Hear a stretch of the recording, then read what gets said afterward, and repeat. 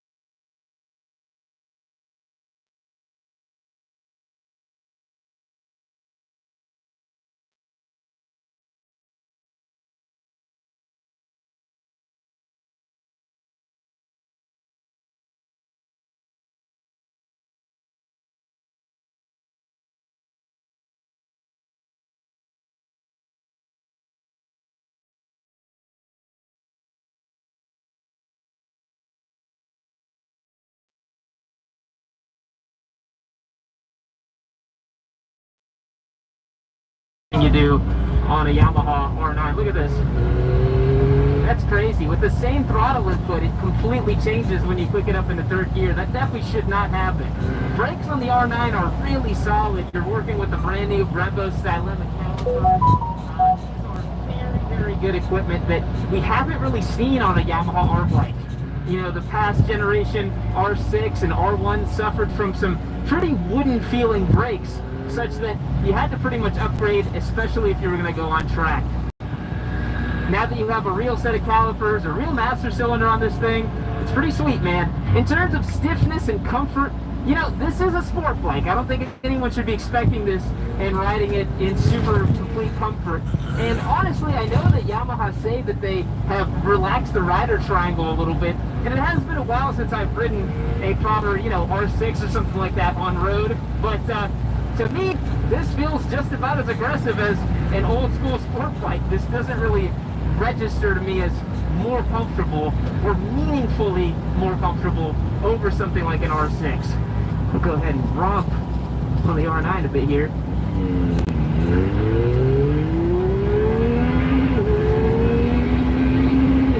Got a really aggressive rev limiter, as you can see there.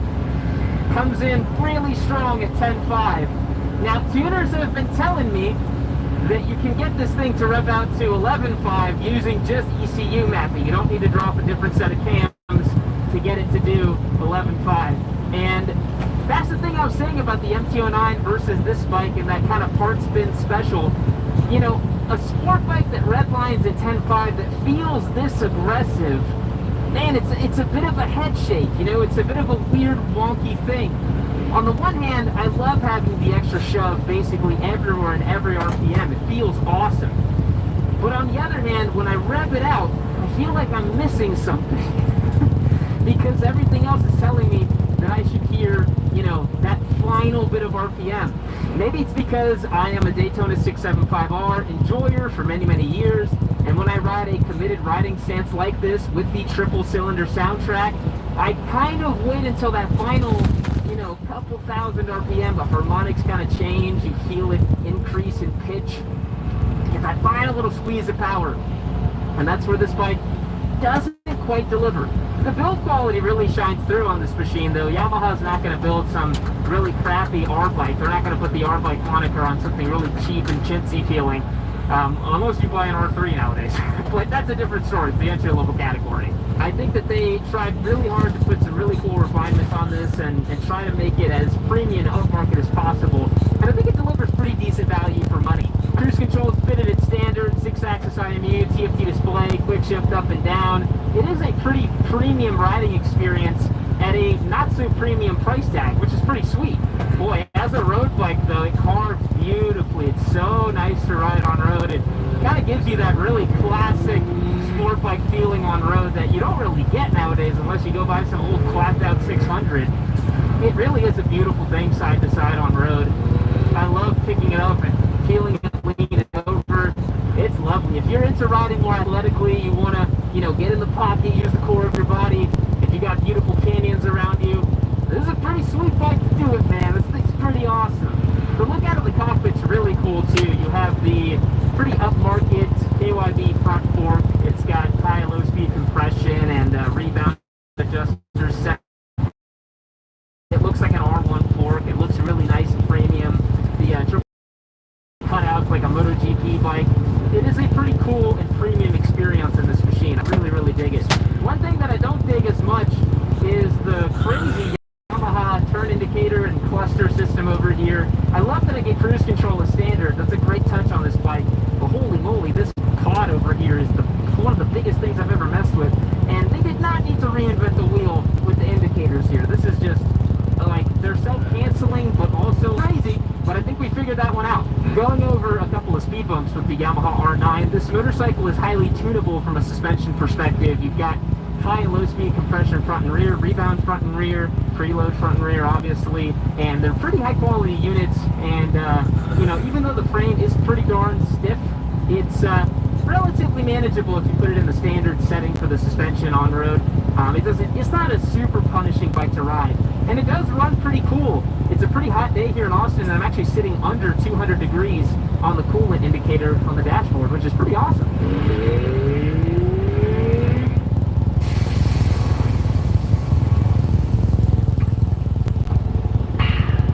Want to glow up? For your phone? With Verizon, everyone gets a free phone on any plan. And now I have mobile Gemini. Here's another beauty tip.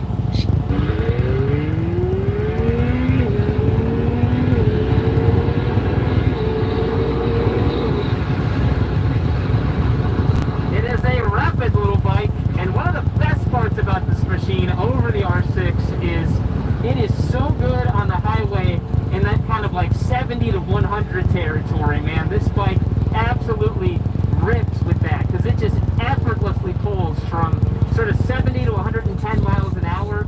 It doesn't even matter what gear you're in, 6th, 5th, 4th. I mean, 4th is probably the best one to do.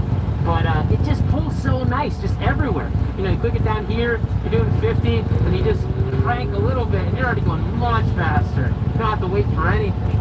And that's where a more street-biased engine really comes into play. It's super, super nice the way it can do that. So the Yamaha R9 is a pretty solid contender for a street bike, but unfortunately we're not able to truly test its performance on road. Why don't we head over to the track? And here we are on track, enjoying the Yamaha R9, cooking into the braking zone here. The first thing I got to tell you guys about how this bike performs on track is unfortunately the stock equipment the Yamaha put on this motorcycle, which is the S22 tire. It's been a long time since I've used an S22 on track. Last time was in 2021 with the Yamaha R7. And on the R7 it makes a little bit more sense. It's you know, pretty friendly, street-going motorcycle with not a lot of torque. And I was a little slower back then. Nowadays, you know, former club racer, expert level pace. And I just find this tire not suited to this motorcycle. I've struggled with grip all day. And it's just a little hard to ride. And I've had to nurse this bike a little bit. Just got to manage the grip and think about the grip a little bit more than usual. So that's the first thing I think about it, because the tires are the most important part. The next bit is this dead spot in the rev range. It's not as noticeable on track because you're higher up in the revs. Notice that smear that we get. Point it over here. We'll crank it over here on the straightaway. Rev window comes in and run around 10,500 RPM. Got all that listen past this.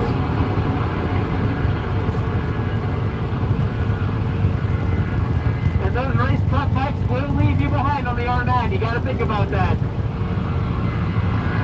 But as an intermediate rider, you know, someone who's just enjoying some track days, this bike is going to work really well for you.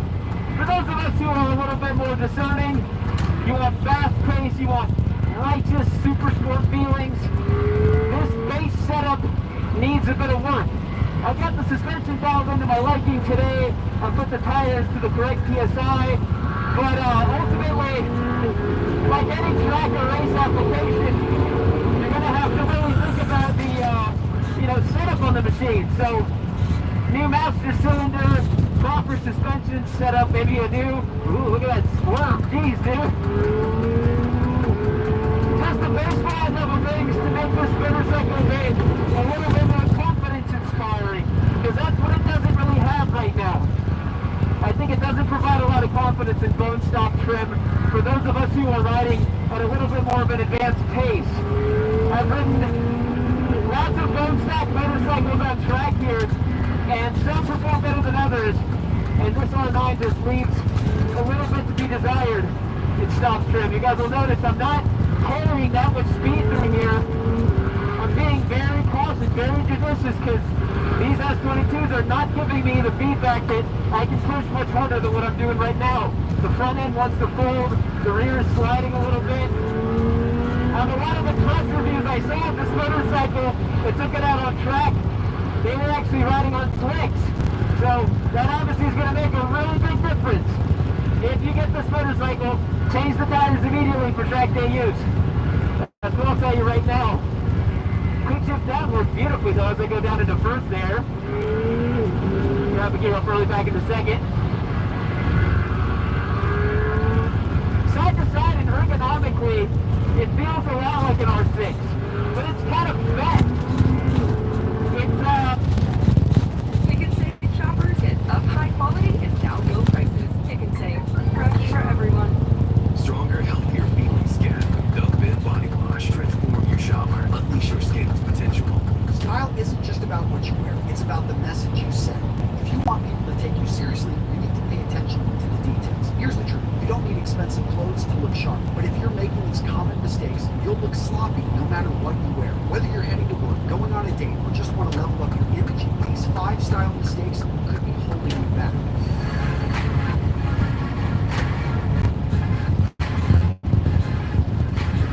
Mistake number 1, wearing clothes that don't fit. Fit is the number 1 style killer. If your Fit is clothes are key. too baggy or too tight, you immediately look unprepared, like you're borrowing someone else's outfit. Solution, know your measurements. Tailor your shirts. Don't settle for close enough. The right fit transforms your look even in a simple t-shirt.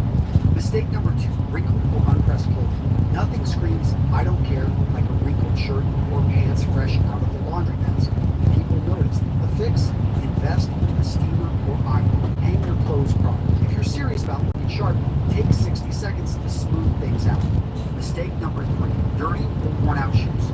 You could be dressed perfectly from the ankles up, but if your shoes are scuffed, dirty, or beat up, the whole outfit falls apart. Clean your shoes regularly. Polish leather, use suede brushes, and retire sneakers when they start to lose structure. Your shoes say a lot about you. Make sure they say the right things.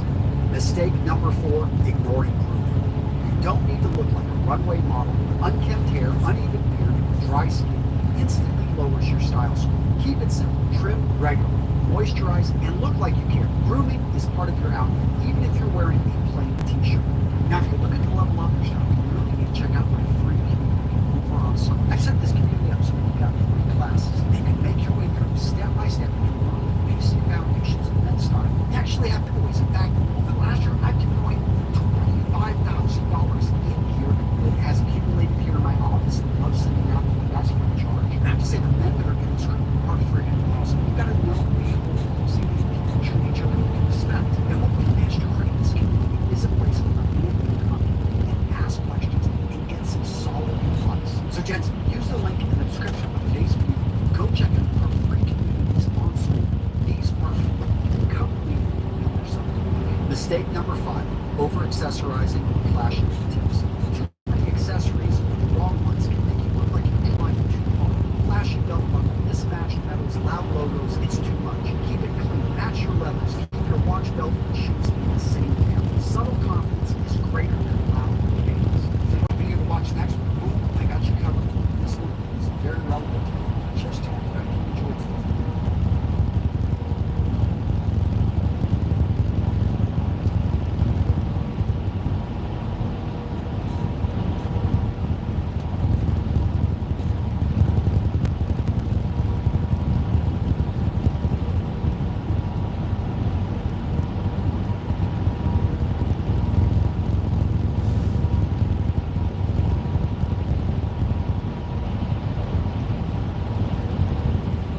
Bounty is 2 times more absorbent, so you can get more done with 1.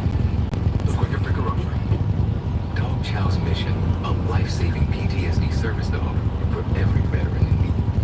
CF Moto has announced a brand new 750 category super sport machine that is guaranteed to make all of the street squids cream their jeans. Absolutely, yes. CF Moto's coming out with new bikes faster than we can make videos about them. It's kind of ridiculous. crazy, Yeah, CF Moto is pumping out new motorcycles every 6 months. Suzuki took 20 years to give us a new engine. Right. And before we get too far into it, I think it's funny you say the 750, they're bringing a new bike to the 750 category. Category that, as most of us know, hasn't really existed, at least as far as racing goes, for 20 some years, maybe more. And so it's funny that they're kind of making it a category again. The Gixxer 750 might sort of move up in the ranks of the motorcycle zeitgeist solely by CF Moto kind of reigniting this category. Yeah, I mean the new generation super sport category that is currently racing in World Super Sport, the rules have all been kind of thrown out the window. We got, triples, 4 cylinders, all the way up to 900 cc's, the R9 relegated the V2 for a while. We still have ZX6Rs on the grid. We got Triumph 765s. We got QJ Motors SRK, and now CF Moto wants to come in with this new 750. There is a lot to talk about this bike, and I think the first thing we have to say is it's very, very heavy. That's the first thing that stuck out to me when we were looking at this news, is that it's a wet weight of 470 pounds. For context, for those of you at home, the Gixxer 750 weighs 419 ready to ride, so that's a 50-pound delta. Yeah, it's a heavy bike. It's a little bit of a corker, but I think that could also say there's a ton of stuff on this bike. You know, that doesn't directly, features don't necessarily directly relate to curb weight. I think the Panigale V2S, very jam-packed with features, very svelte machine, but that's something we can get to more to, just how kind of highly equipped this new 750 is, as well as just everything coming out by CF Moto, right? Yeah, this new 750 is the polar opposite of people who want to go back and buy a 600 or a 750 from Suzuki and say, I don't want all that crap on my bike. CF Moto's like, we're going to give you all the crap on this bike. So, yeah, whether you like it or not. So we're talking brakes with ducted coolings, we have quad exhaust, winglets, single-sided swing arm, TFT displays, the crazy lighting situation that CF Moto does. And you know, old heads and old timers might look at that and say, all that crap is completely superfluous. But I remember when we tested the CF Moto 450 SS, the owner that brought it to us said that his favorite thing about the bike, his favorite thing about the bike was the lights on the bike on startup. So he'd hit the key and then it'd do this little startup sequence. So I think CF Moto's meeting the moment in the market. Yeah, I mean, there's a lot of things that about these bikes, because, you know, I may have or may have not ridden a 675 SS for a mile or two somewhere in the past 3 months. Maybe left a huge impression, apparently. But there are these little things that those bikes do that do give it a sort of premium feeling, or something that kind of piques your interest a little bit more than your run-of-the-mill Japanese 600 or 750. And like you said, I think these bikes are very much meeting the moment. I think CF Moto knows their customer base maybe more than they know themselves, you know what I mean? 100%. But definitely more than, you know, these incredibly high volume, centuries long running Japanese motorcycle companies, right? Like, they're kind of, CF Moto's very much, they're deep in the trenches at TikTok, they're mining the data, they know what people want, and they have the means and the capital and the infrastructure to make it faster than anybody thought possible. Yeah. Like, I feel like 6 months ago, they're like, oh, in the wake of next generation super sport, the Gixxer 750 is kind of having its moment again. Let's just do that, but better and modern. You know, and then they can just whip it out of nowhere. Yeah. It is genuinely impressive to see CF Moto be the company that was making 650cc clone engines in 2018 to now they can just summon a new platform just at will, at you know, literally anytime, any place. They're just like, here's a brand new motorcycle. So much so that it's kind of hard to keep up with what they're doing. And I'm very interested in what the pricing on this model is going to be. Nobody knows yet, but mark my words, it's going to be sub $10,000 or very close to $10,000. I feel like it has. It has to be, because the 675 SS has a $7,999 price tag, which is a pretty good deal for that motorcycle. There's no way that this bike's going to be over 10 grand, which, again, a lot of bike for the money. If you care a lot about the inline four screen, if you truly are out there saying you need a 4-cylinder motorcycle, they say less is more. The Mazda CX-70 begs to differ. Discover more at the Mazda Summer Sales Event. Current inventory remains unaffected by new tariffs. The theme of today's video, tell me you're not a skilled technician without telling me you're not a skilled technician. Let's take a look.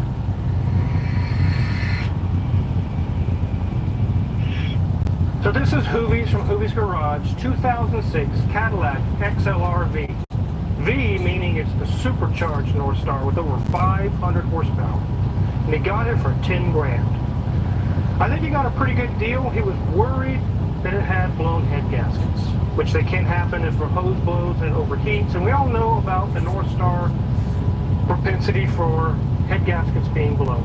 Luckily, in 2005, Cadillac changed all of the head bolts from a fine thread, small diameter bolt to a larger diameter coarse thread head bolt. And the problems went away. And there's still a few here or there, but for the most part, that's not a problem anymore on the newer North Stars. Danielson was working on this. He's actually nearly done with it. He's finishing up, and he just pulled me aside and he said, Wizard, I've never seen such negligence and idiocy and the way things were repaired on this and damaged, and we're going to show you today. It's insane. He wondered, what is the rest of the car like? I hope this person didn't have their hand somewhere else on the car because it could be really bad. So let's take a look around this XLRV. Here's the front of this XLR. You can definitely tell it is the V model with that mesh grille, which I used to have a blue one. It was an 04. It didn't have that mesh grille. It was not a V model. This one's in pretty good shape. As we go along to the side, you can see that it has some nice big wheels on it. Some serious 19-inch wheels. You can see the V supercharged badging on there. It does have some breakage going on the rocker panel there. Unfortunately, it was done before Hoovy bought it. I really like the tail end of the XLRs. It's really blocky and square looking. It looks really, really cool. We get really nice cars here in the shop. It's a good thing we have good security at the shop. Besides repairing the cars that come in my shop, I'm also responsible for keeping them safe while they're here. We've always had an alarm system, but it only monitors when a door or window is opened and when the system is armed. We needed more protection than just that. That's where RealLink, the sponsor of today's video, steps up. They make high-quality security cameras that will meet whatever need you have. Their new Elite Floodlight Wi-Fi camera merges an AI-powered 4K camera with intelligent motion lighting. Let's go up and take a look at this camera in action. While this camera is amazing outside, we found that our greatest need for the system was on the back wall. Installation was a breeze. It can be hardwired to an existing box or can have a standard plug-in. This setup has a 180-degree panoramic view. It can see everything in the shop while we're working and monitor the shop when we're closed. We're recording 24/7 razor-sharp 4K Ultra HD footage. The camera supports up to 512 gigabyte micro SD card or links to our RealLink home hub. All that super clear footage is easy to access on their app. The app notifies me when it detects motion after hours, and I can monitor the shop in real time, anytime, anywhere. RealLink's new AI video search tool takes your keyword and analyzes thousands of records to find a match. No more scrubbing through endless footage hoping to find that one match. These lights are the biggest reason we put the system in here. They aren't some weak night light either. This system gives up to 3,000 lumens, and you can adjust the intensity for your needs. No more blinding the neighbors with overpowered searchlight. You can even choose the light's color temperature and how the light performs. You can have it set to turn on from dusk to dawn or motion trigger when it detects movement from cars, people, or animals. One thing I really love about RealLink cameras is they don't require any subscriptions or have any hidden fees. You buy the camera and you are in control what it films, when it records, and how it notifies you. Are you tired of worrying about you and your family's safety? What do you need to keep safe? Shop now and shine a light on intruders before they get too close. Check out the links below to get the Elite Floodlight Wi-Fi. Now let's get back to that XLRV. Before we open the hood and dive into all the craziness that's going on under there, let's get this thing up in the air. And I want to show you guys a few things. So as we go under here, we're going to show some things that are interesting about this GM platform. It does have a North Star engine, but as far as going back from there, it's very similar to a C6 Corvette. Let's go ahead and take a look. You do see there's our steering rack. There's our front of our North Star supercharged engine. Nothing's leaking. We did replace the radiator, which we'll show you here in a minute, because it was leaking on the side tanks pretty bad. Take a look at these wheels over here. You can see it has the same type of a transverse, like a fiberglass leaf spring, just like a Corvette. Has about 60% remaining on the brakes. We did put some new sway bar links on it to stop some of the clunking up front. Struts are not leaking. Here we have about 60% of the brakes. Struts are not blown. Sway bar link is new. Nothing loose. Oil filter is right here, very easy to get to. Again, it is the North Star V8, we know that. When we get from this location back, we share a lot with the C6 Corvette. We know it has a torque tube on the Corvettes. It doesn't have really a drive shaft like you would think. So does this one. Let's head on back to the back and show you. So it's a rear-wheel drive. Here's our bell housing, and here's our transmission, or transaxle I should say, just like the Corvettes. Same type of a setup, a lot of shared parts. Not identical in some things, but basically the same architecture. So you're getting a Cadillac version of a Corvette, basically, with a Cadillac engine. Here's our Corvette style. leaf spring again in the back. Let's check the back wheel. The brakes are like brand new, 100% or maybe 90 to 100, somewhere around in there. Struts are not blown, but I do see the rears have been replaced, and they cut the magnerized wire and put in this little electronic piece to fool the system to thinking everything's fine. So the rear shocks have been replaced with standard shocks at some point. Again, new sway bar links we did all the way around. Here's some more of that. They really didn't do a very good job. I guess it works, but again, rear struts have been replaced. Nothing loose there. And just like a Corvette, it has the exhaust right here. Comes up over the transaxle and comes out at the back with 4 nice outlets. Get this thing over. So it doesn't surprise me with the theme of today's video, what I mentioned at the beginning, with the zip ties and things hanging out the back for the rear shocks. It's kind of very poorly done. But before we dive into the engine, let Mrs. Wizard show you guys around the interior. If Quinn bit down, everyone would want his pale head on a pike. Energy blast sent Quinn flop. Very poorly done.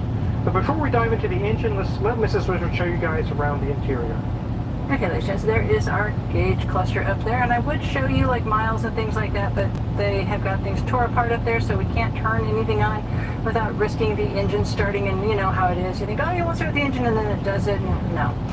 I do like that we have lots of gauges that do keep track of everything going on with the car, but as we move up, everything is looking very nice. We have a leather-wrapped dash up there that's in very nice condition. As we move down, we'll see that we have some nice kind of an ivory color. Have our infotainment screen with a swat in the wood there for our CD. As we move back, you'll see we have a large area here for our gear selector with not a lot of going on this side. But we open this side and we can see we have, well, I guess you could put a soda can in there. Is about, yeah, there's not a whole lot of space in there for your big gulp. As we move back, you'll see we have controls for our convertible top and our traction control. As we open up our center section, we'll see that we have our aux port in there with a cigarette lighter attachment and a dash wipe. As we look at our seats, you can see the handle next to our push button release, which we're going to talk about on the driver's side when we come back to this side of the car. We're between the seats because we have no back seat. We can twist this open and pull it down, and we have one heck of an Allen wrench in there. That's about it. I guess it was probably designed for CDs on the top and whatnot, things on the bottom. As we get back to our steering wheel, let's take a little detour, and here is our door release for our driver's side. Now, we have heard the horror stories of the person not able to get out when they pushed the button and the battery had died, and yeah, it's a very, very sad story. But as you look down there, you'll see our emergency door release switch. And while that's not an unusual spot to put it, I mean, how many cars have the gas tank release down there on the floorboard? As we look at our steering wheel, normal controls on the side with our lovely Cadillac symbol on the center. So, enough of this interior talk. Let's see what's going on underneath that hood. So we get the hood open. I'm going to show you some of the crazy things that Danielson found that goes right along with the craziness that we saw in the back. These hood struts just barely hold, but I think they'll be okay for this time around. So here's our North Star engine with a supercharger on top. We do have the plastic shield that goes on top removed so we can show what it looks like. But this is not the 4.6 North Star. This is the 4.4 North Star. And it's that way because they lower the compression a little, I believe, to make room for the supercharger putting up the boost. But otherwise, it's identical to a North Star in other ways. A lot of the sensors are the same, the coils are the same, a lot of things are very similar. Like we showed on the underneath, it did have a new radiator put in. Danielson's just replaced it. It was very, very hard to find XLRV radiator. We did find one that I went through like 6 or 7 suppliers. We finally found one, and he said it was the last one he had. It's an new old stock, so it's still good, but it is an older part. Now let's talk about show me you're an unskilled technician without showing me you're an unskilled technician. We had codes for a map sensor, codes for an O2 sensor, and codes for sensors. Had a couple. In order this, we had them on hand so Danielson could start replacing them as he found and verified they are bad. But as he was doing the verifications, he'd come across very poor work. Let's start with the map sensor. So that's the map sensor, like you're reading the map, like Dora and the map. Not Mass map. airflow sensor. P, map. There's 3 of them. And they do each different stages of things. There's a barrow, there's one here, and there's also one back here. But the one right here had a broken vacuum line right here, just snapped in half.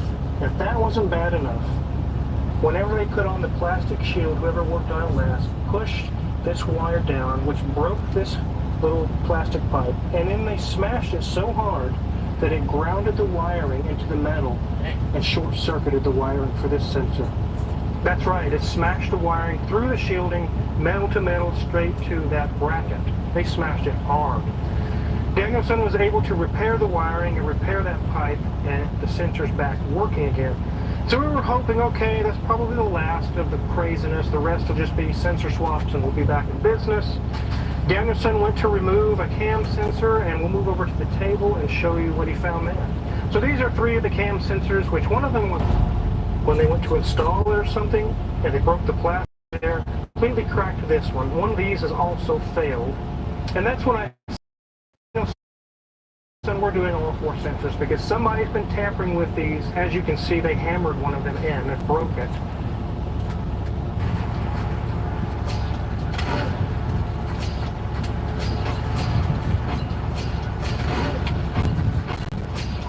As you can see, they hammered one of them in and broke it.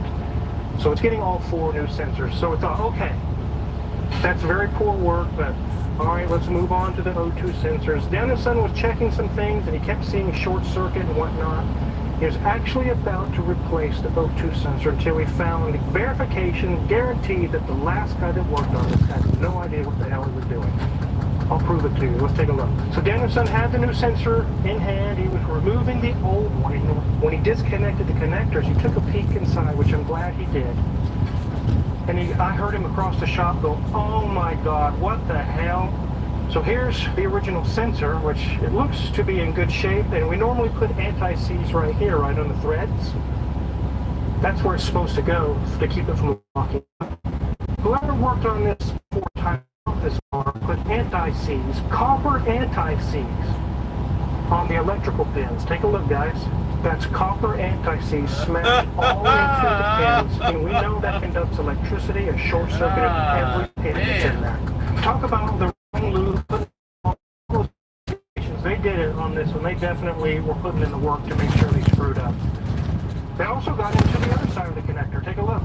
Looks like someone melted a copper crayon all in the pins. So that is copper. It is copper, kind of a suspended copper. Those are pieces of flakes. This sensor's not bad. We'll take some electric cleaner and clean out those pins, blow it out, and make sure there's no more contamination. Plug it back in. There's a 95% chance it will make the code go away and this car will be happy. That's crazy, guys.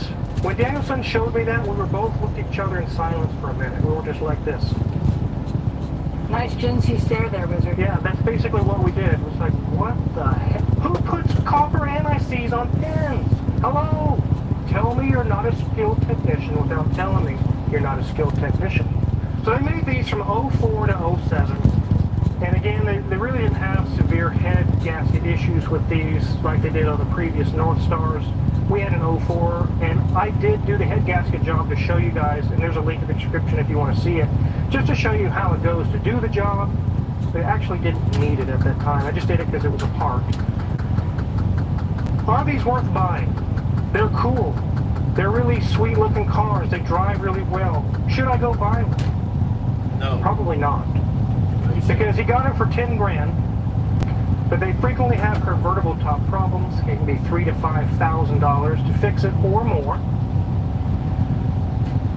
They frequently have MagnaRide system failures with the MagnaRide shocks, and they can be $500 or more per shock, sometimes $1,000. The rears have had conventional shocks in place of the MagnaRide, and they fooled the system with those little sensors or little resistors or whatever they are. I showed you guys. I had that on my XLR, but I put the correct MagnaRide shocks on it. I want it to be like it's supposed to be, not cheaping out. Now, I want to give you guys a few more pieces of evidence for your decision. Would you like to buy one of these or not? I talked to John Tesmer with J&J Autowrecking, which they do a lot of work with YouTubers. They have several of these in their salvage yard, and they make bank on it. Because there are no new headlights or taillights. And they only made the exact number is somewhere in there. And then they stopped. And they didn't make 500,000 or a million of these cars. There really wasn't that many made. So here's a picture of a headlight. You just had a small fender bender and broke just this headlight. Used $1,500 each. That's per headlight. If you were to crack both of them, $3 grand. Same thing with the rear tail lights. A small fender bender and you crack one or both, $1,500 each. Used. Because of the cost of all the parts on this car that are hard to find, especially body panels, headlamps, tail lamps, convertible rooftops, all kinds of different parts. If you get into an accident, it is so easy for these to get totaled. You could do a small fender bender that crushed the hood and a few little things, and your insurance company is going to write it off, totaled, done. Because the repairs are going to cost more than the whole car is worth every single time. Always. That's why J&J says they get a lot of those into the salvage yard, because every time they get into an accident, instant totaled. It's not worth fixing at all. So those are things to keep in mind if you're thinking about buying one. Let that be known as information for you to keep in the back of your mind when you're looking at them. I wish there was a special pair of glasses you could put on and you could see where all the last places the hands of the last technician have been, because God knows if that's the kind of work they did, what else did they do? They currently will run fine and drive fine, and that'll make you be happy. But man, after seeing those issues and we had to repair them, it was like that person probably shouldn't be handling wrenches and screwdrivers. They probably should put the tools down and walk away, stop working on cars, or at least give them a little knowledge about what you're doing before you work on cars, especially like this, where you break things like I just mentioned. It can be so expensive to get it replaced.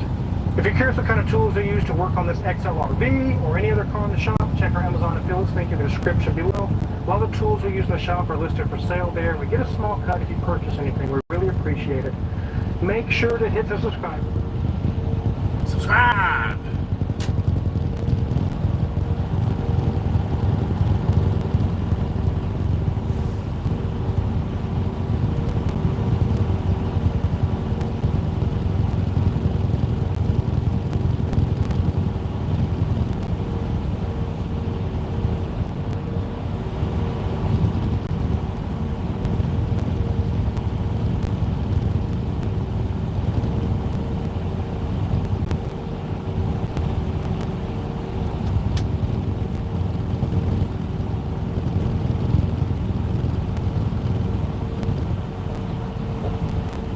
All the information you need to make the best call for your car.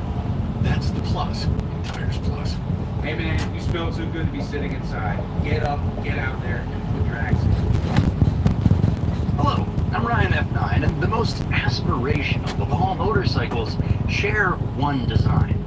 The Moto Tessie 3D has it for $44,000. The Virus 985 has it for $69,000.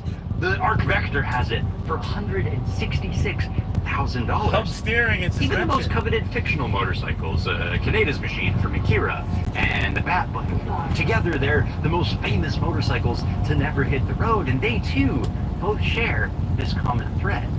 It's starting to tug at you a little bit because it's right here, hub center steering, whereby the wheel is turned from its center rather than skewering it to some fork that pivots without some steering to somewhere else. Now remember, this is the reserve of the elite, the exotics, the racers. This is the secret stuff of dreams, the private parts of pure fantasy. So prepare to witness my 1998 Italjet Dragster F16 filler cap. We have a Ducati trellis frame, a MotoGP prototype front end, all for a scoot that will never hit 90 kilometers an hour. I touched 87 once, saw God. Now, this is the only time Hub Center has been made available to the lowest plastic chromed echelons of society. Italjet did it in 98, 99, 2000, 2001, and in 2002, they went bankrupt. But not before seeding a half dozen of these oddities across Canada. for the half dozen motorcyclists on a failed engineer's budget to be able to purchase the design of their dreams, albeit a little dream that took 10 years to appear at a foreclosure auction in Chilliwack. Never mind, all the wonders of hub center schematics are here. Chief of which is that you don't need a fork. And if you don't have a long lever acting on your steering tube, then you don't have high torque on your steering tube. And if you don't have that, then you don't need a really strong frame to connect that point to the other critical point at the swing arm pivot. And if you don't need a frame, you don't need a frame. Hub center bikes are just two torsionally rigid arms, naturally reaching from the most naturally rigid part of any motorcycle, its engine. Objectively, hub center is the simplest, the strongest, the stiffest way to design any motorcycle. And that's not even counting the stiffy you'll get every time you change tires on two single-sided swing arms. The only exception to all of this is the scooter, where the engine is inside of the rear swing arm and therefore the hub center design is completely moot. I told you Intelligent went bankrupt. Whatever, let's see how it rides.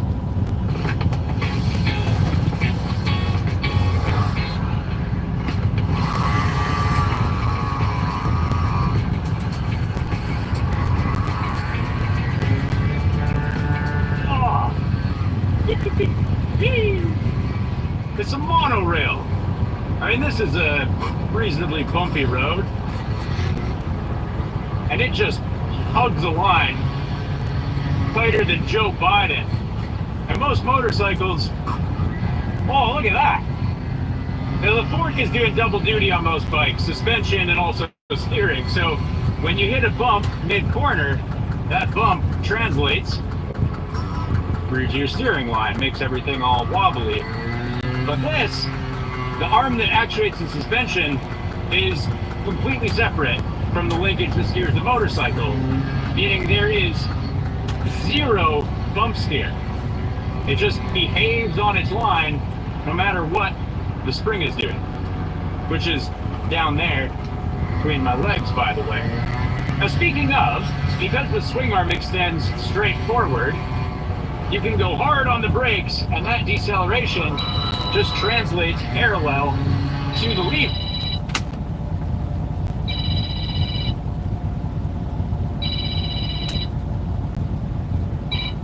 Hello?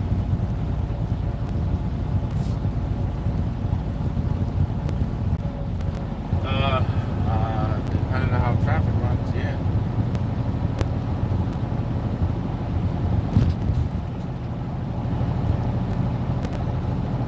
Live on Loopy 5 a.m. I'll be there at 5 a.m. All right. Oh, let me see. Hold on.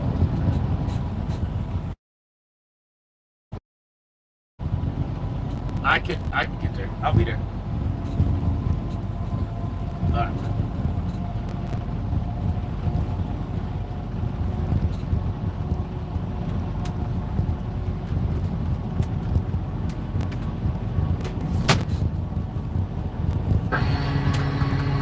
Meaning, even under heavy braking, I retain, see, full suspension travel. That's brilliant. That's amazing how many forking problems we've all grown used to when hub center is just better from first principles. I will admit that the rubber boot down there is prone to water ingress and rust, and when that happens, the feedback from the linkage is even more random than it is now. It's not that linkages can't be made to handle phenomena. And in the same way, by Moto contested World Superbikes on their chassis.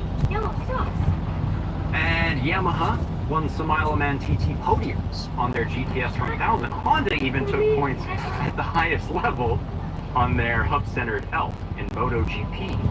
But each of these very promising projects were abandoned for lack of funds. Imagine having to reinvent the wheel mount every night in your garage while your competitors slap on some mass-produced Olins and get practicing. That is path dependence, where what we do is what we did because it's what we've always done. So, is my little Italjet dragster much better or worse than a conventional scoot? No, not much either way. But how much better could it be given an equal 100 years of R&D? Two roads diverged in a yellow wood, and sorry I could not travel both, and be one traveler, long I stood to look down one as far I could to where it bent the undergrowth. Then took the other as just as fair, and having perhaps the better claim, cause it was grassy and wanted wear. Though as for that, my passing there had worn them really about the same, and both that morn equally lay, and leaves no step that trod in black. Oh, I kept the first for another day, but knowing how way leads on to way, I doubted if I should ever come back.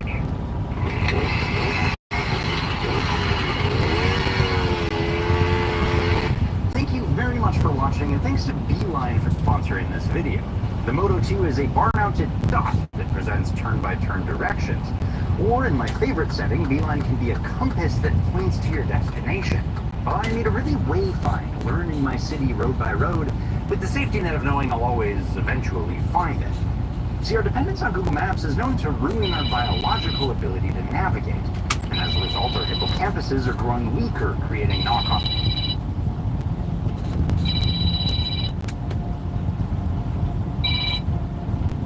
Okay, baby, how you doing? I'm good. I'm in Pennsylvania. Right now. I am passing through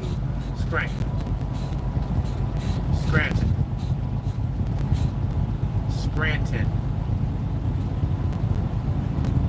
Yeah. Huh? About an hour.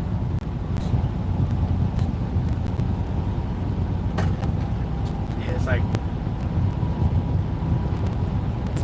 Nah, I gotta pass through. I got a delivery I made. I just came from Wisconsin.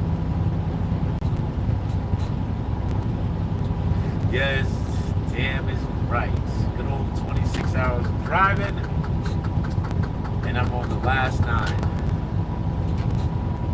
Yeah, 26 hours. And I got stuck in Indiana for 2 days. Because they put too much on the other load. They had too much picking up, so they had to rework shit, so I had to wait a day for them. How you doing? How was your drives? How was orientation? And how's every little thing?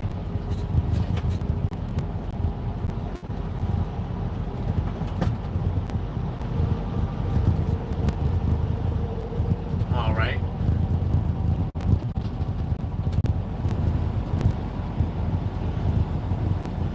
All right, so you got tired real quick. That's it.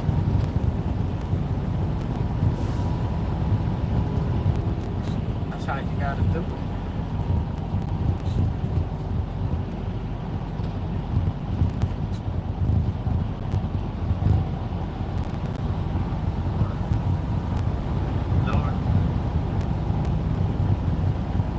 So after you're done with Temple, you're going to be driving back and forth down there?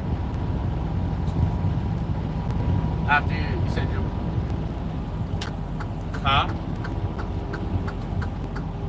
Oh. Yeah, because you said when I'm done on Sunday, I thought you was transitioning to something else. Yeah.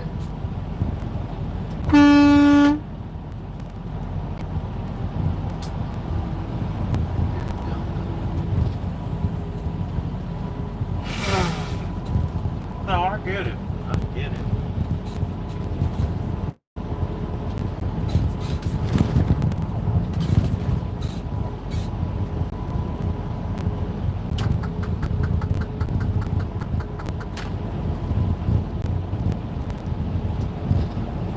Yeah, I get it. Yeah, you got to go here and there for these orientations and these meetings, these learning events, conferences, and all that stuff. Okay, I thought, you said orientation. That sounds like you're getting up a new job.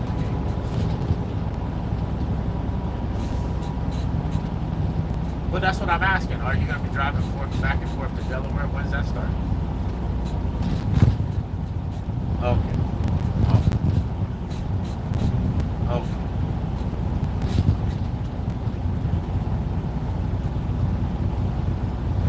6 months of driving to Delaware. You ready? You know what you're getting yourself into now, though.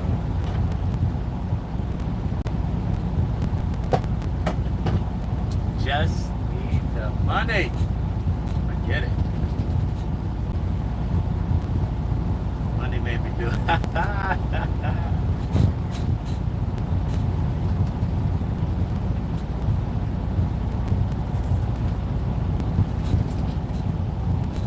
Don't worry. It's gonna be easy peasy once you get used to it.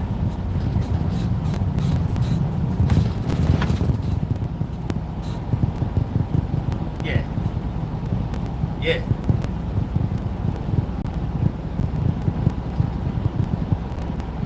Yeah, I got get a little conditioning going on.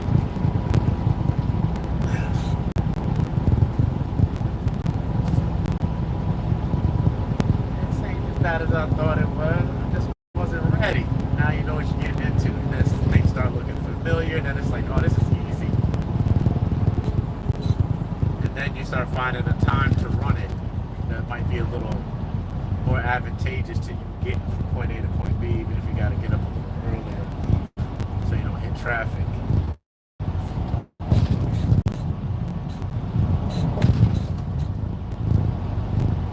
Oh, you was speeding.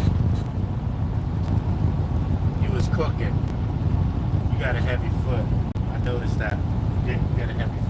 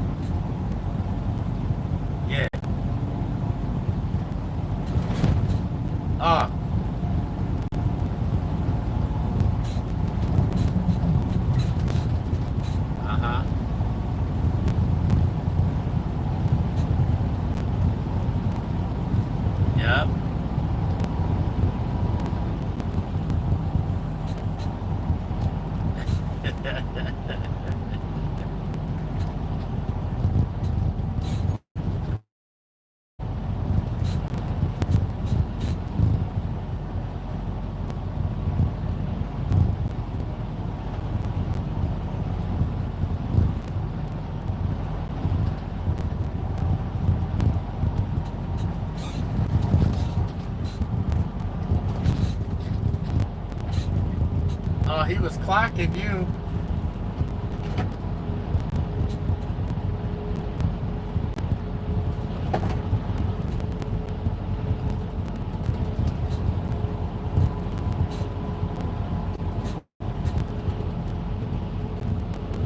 I know that's right.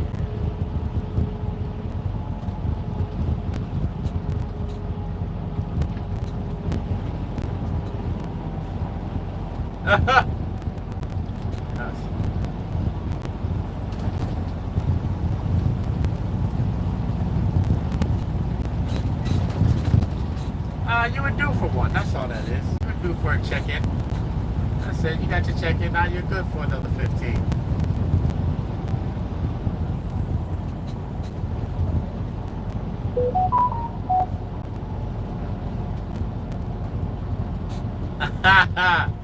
Yeah, you don't think about those things. You don't never use it.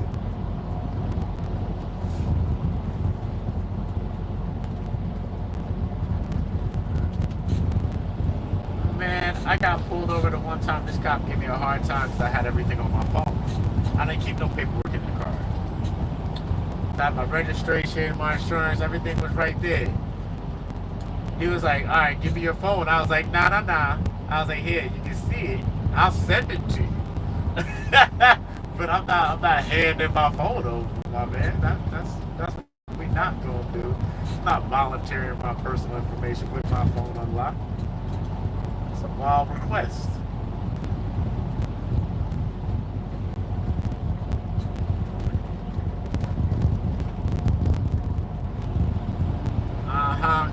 pretty privileged. I see you.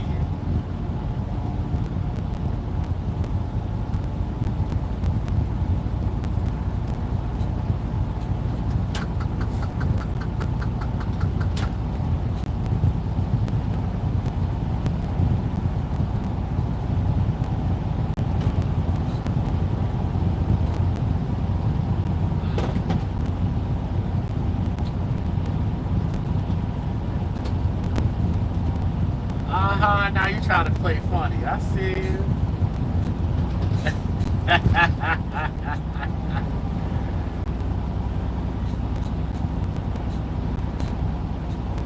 Yeah, Department of Motor Vehicles.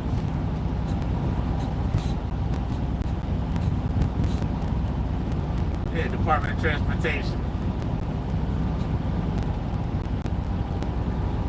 Yeah, Maryland, New York's the DMV.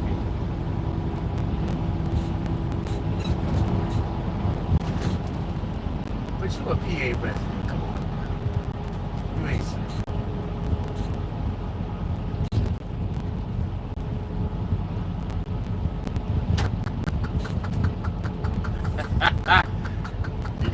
you gotta pull out the pulled over file. Now what do I do in this situation?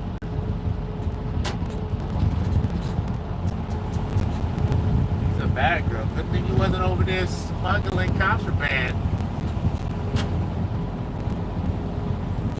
Trying to sell Ozempic on the side. You think you kill it. You think you kill it in Philly, all those fatties.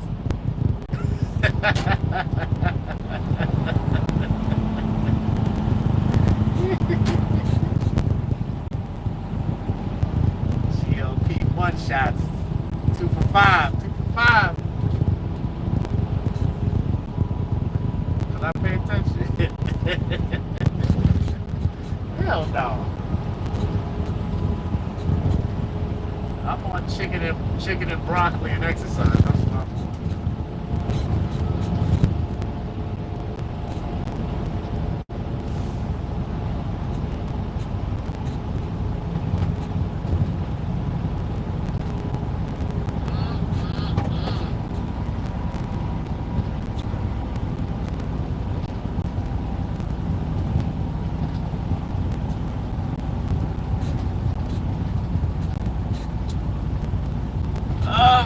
So how you feeling today, Kay?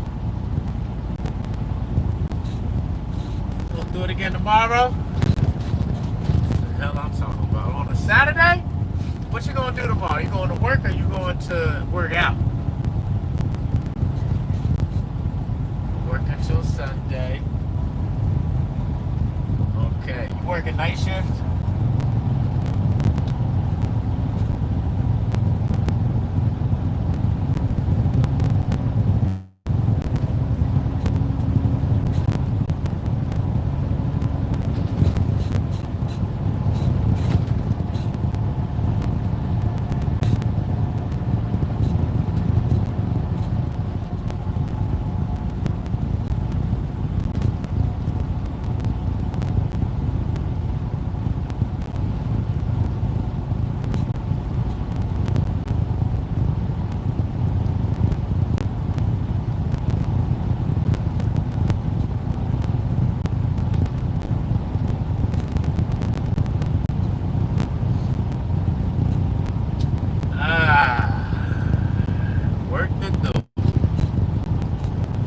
Chores, lots to do. I gotta go grocery shopping.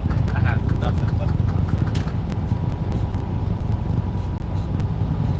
Of course. So I got everything in here except for a bathroom. Cause I didn't. Huh?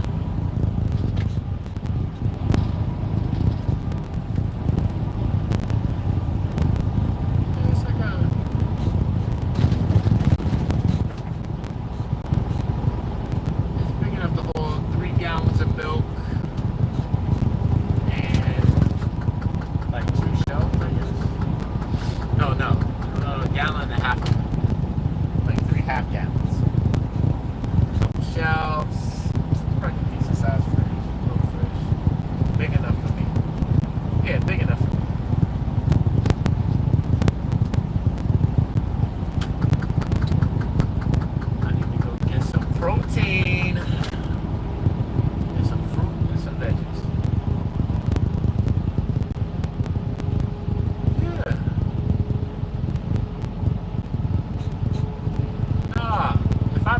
shot. It might just be some pasta, but I got an air.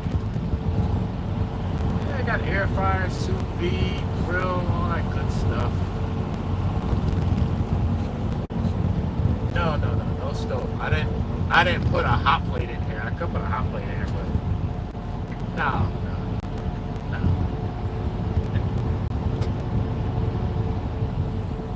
Because I'm a man, baby. We do what we gotta do. This is life work. You don't understand. You're a lady. You're not supposed to understand these things.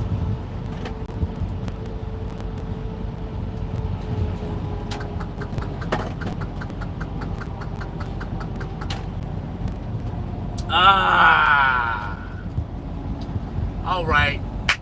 Let's go. Poconos, baby. Poconos. Here we come.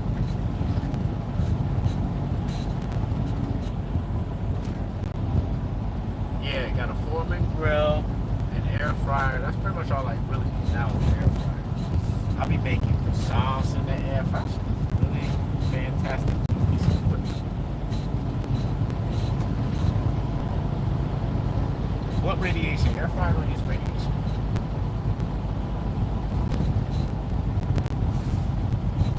Air fryer uses heat and air. It's basically a toaster with a fan.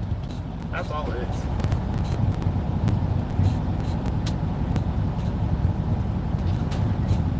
Well,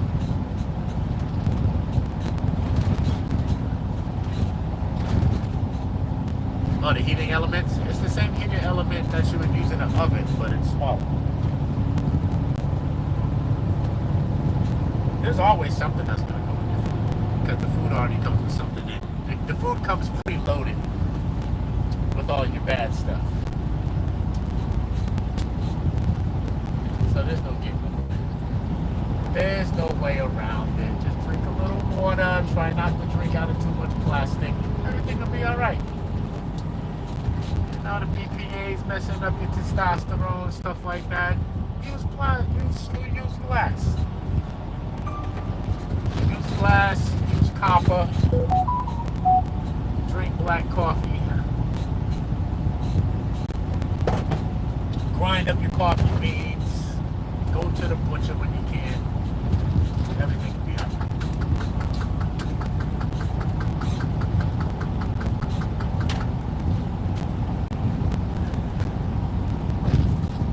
Go to the farm.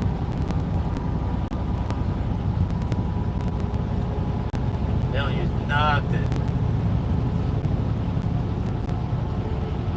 The first time I went to Jamaica and I had the KFC, I was like, oh, this chicken hits different. It reminded me when I was little, when my grandfather used to get eggs and milk from the farm. They used to get the glass bottles with the aluminum foil tops, with chocolate milk, regular milk, whole eggs, fat bag, cuts of steaks. Oh, so good. That's when I was a fat baby. Yeah.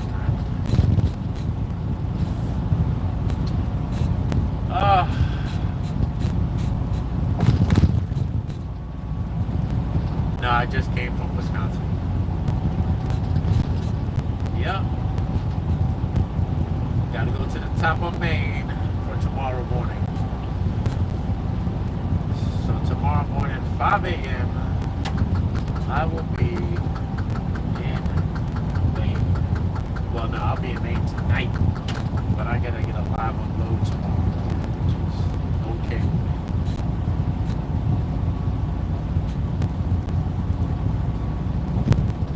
Look at Kay calling up Jeremiah when she said she don't like me no more. Huh?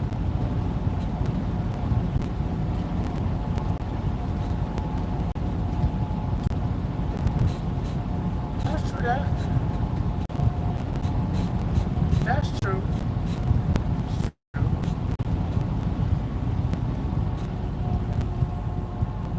It is what it is.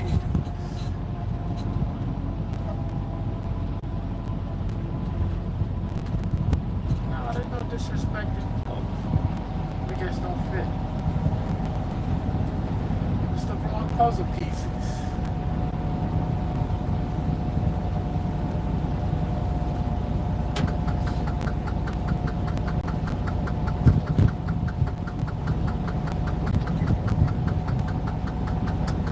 Okay. I like that you like the check. That's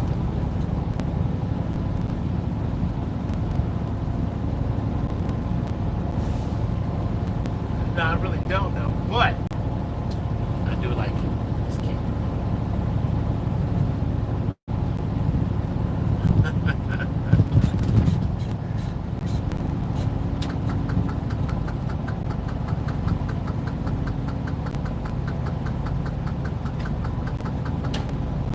Never, ever. Ain't no breaks. I'm playing things when there's some time off. I need to take vacation though.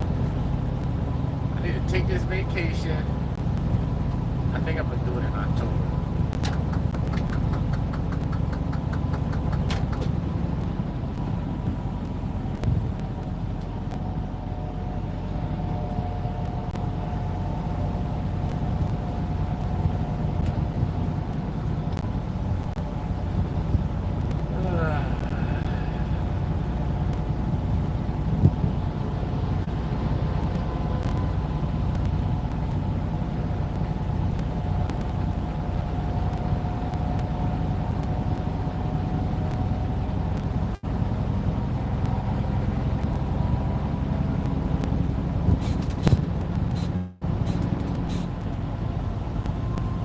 Alright, Kay, I'll let you get settled in.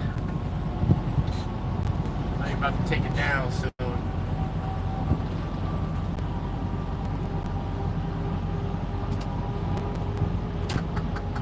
I'm gonna get back to my journey.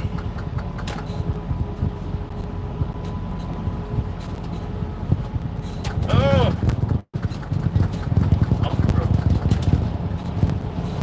Oh, I'm gotta keep the rubber on the road.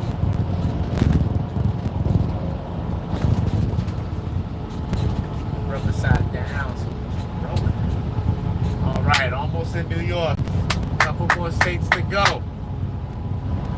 New York, Connecticut, New Hampshire, Maine. No, New York, Connecticut, Massachusetts, New Hampshire, Maine. Alright, baby girl. Ciao.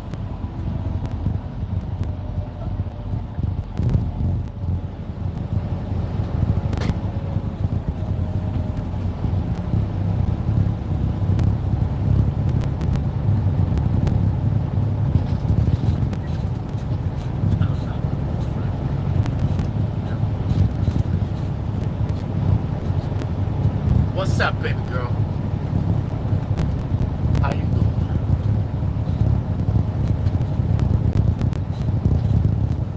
Need some lunch. I gotta find me a Molly brother. I gotta find me a Molly brother. I need some groceries.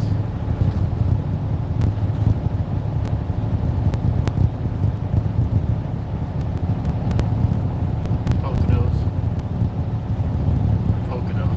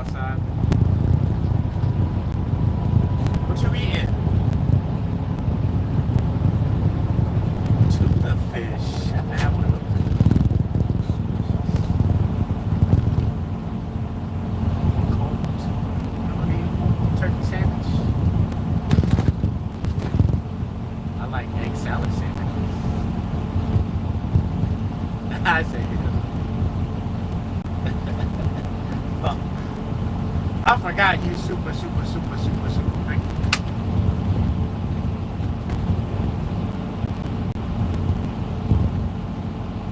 You better get yourself a Z-Pack real quick, Ain't nothing like having. Hey, let me hit you back real quick. I'll call you right back. Alright. Yo, hey, what up, though? Yo, what up with you?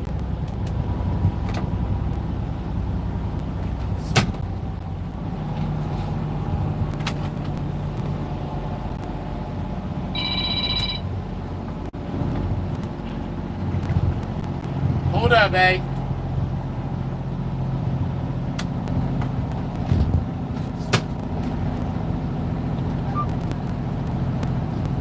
Can you hear me? Yo, hey, can you hear me?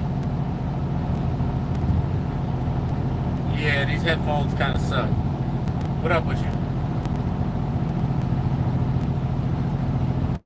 Huh? Oh, yeah, I came down. I got so busy, I couldn't even check you out.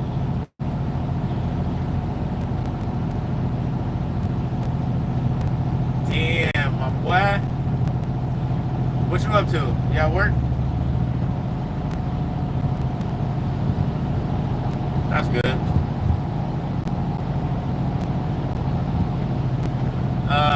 I'm just passing you guys right now, but I can't stop. I'll be back there on the 12th. Yeah.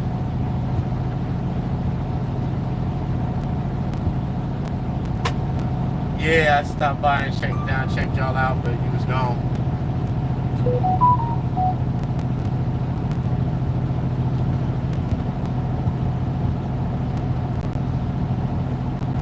Nah, Uncle Mac got all that. You hit me too late. Yeah, definitely. What do I have? I don't have no furniture at the.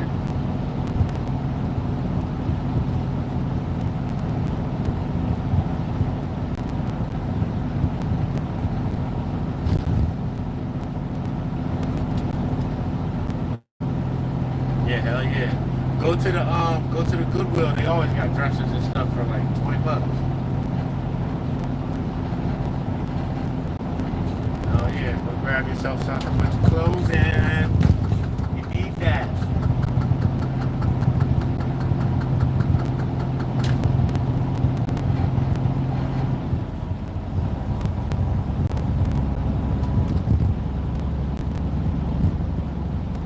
Oh yeah, you got a good bed, right? Yeah, man, get. Your sleep is real important, bro. Your sleep is like your car. You want to spend a couple dollars on that shit. I would spend as much as you can on a bed. I would spend as much as you can afford on a bed.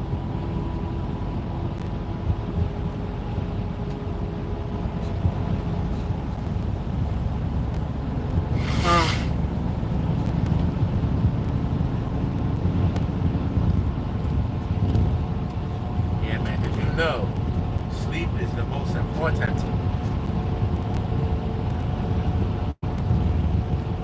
Yeah, you're 2 G's for a purple. And you still need a box spring too. That's just a mattress.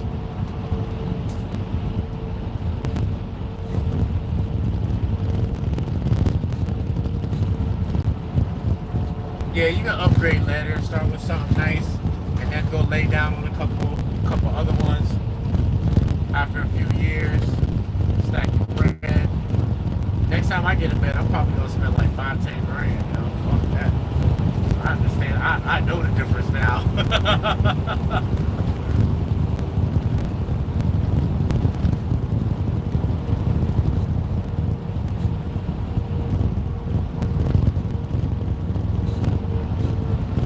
Yeah.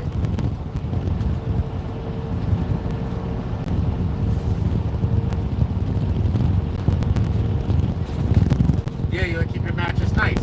And get the and make sure you get real high thread count sheets and bamboo pillows. Ooh, them bamboo pillows are amazing.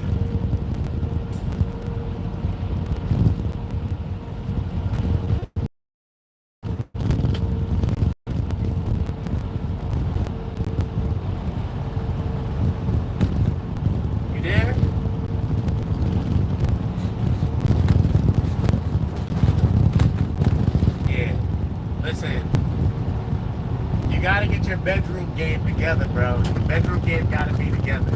You can't have chicks coming over, clothes on the floor, bed all comfortable, sheet game got holes in it. You can't have that. Then you know what else you gotta do? You gotta get your towel and your wash rag game together. Yeah, you gotta have your bathroom game, your bedroom game. Those are two. Those are the necessities when you first get your crib.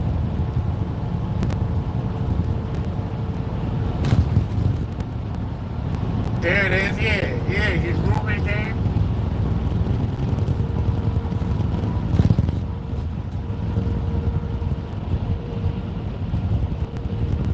Yeah, so you gotta step up your light and your mirror game for the bathroom then. Light in the mirrors, so you get your angles right. And you get the light where it needs to be. Get yourself a nice adjustable circle lamp with the mirror and that shit. Yeah, because you can't be sitting here slicing your own jugular, you know?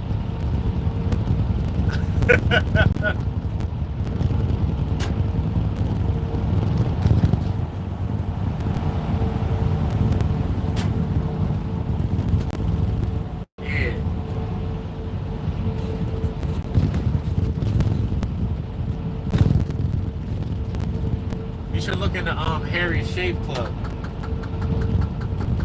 The Harry's Shave Club is a shaving club, and they send you new shit every month. It's like, I think it's like $10 or something like that. I don't even know what the link is. I don't use it because I don't use a straight razor. It's just called Harry's. Yeah. Harry's Shave Club.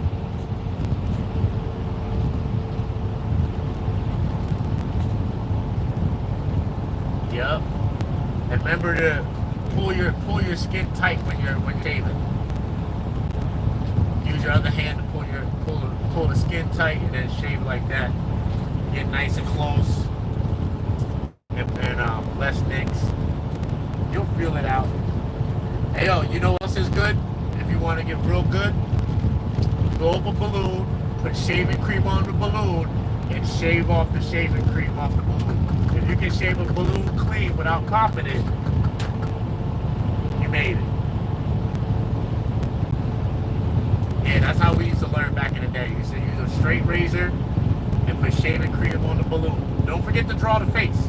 Gotta draw the face. You're over here popping balloons, my man.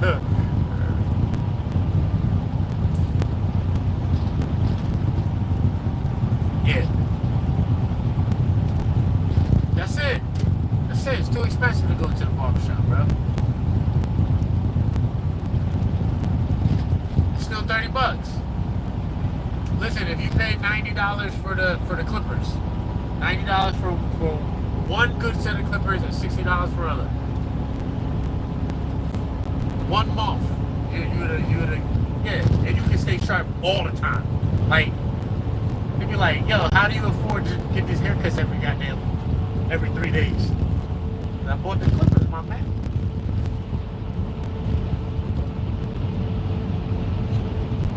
Yep.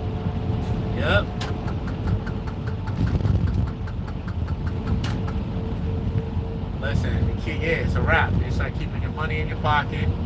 You have more money. You stay sharp, and then you know how you look better than anybody else can do it.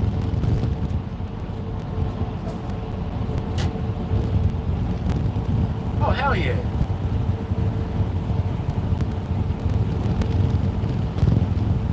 Oh, you pay way more than that.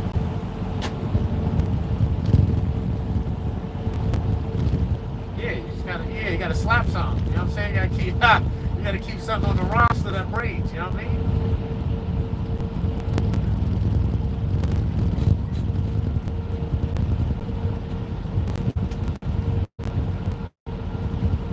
Said you don't want no girlfriend. You just want to crack. You know these chicks ain't loyal. Go out there and have fun, my boy. No kids unless you just crack it. Stay your ass out the way. You stacking,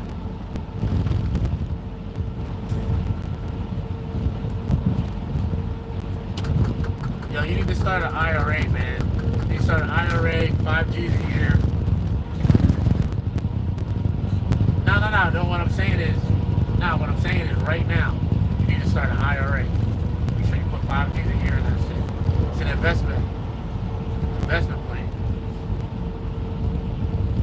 You do that now, by the time you're my age, bro, you have a good $1 million.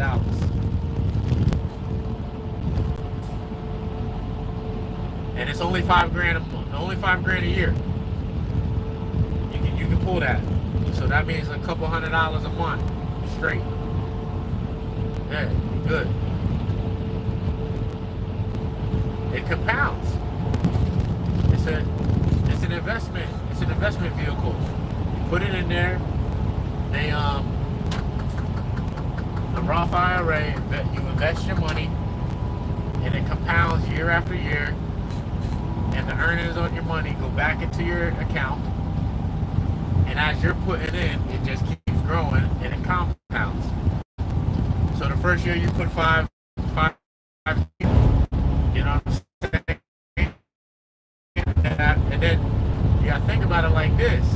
After your 10th year, you're probably making 4 to 5 G's a year on your interest, and you're putting 5 in every year. And then you get it starts compounding after that. So you'll go from making a couple hundred a year to a couple G's a year to 5 to 10 G's a year, and so on and so forth, and you just stay in it. But it's discipline, man. It's just, you just got to get used to doing it. And let me don't worry about it.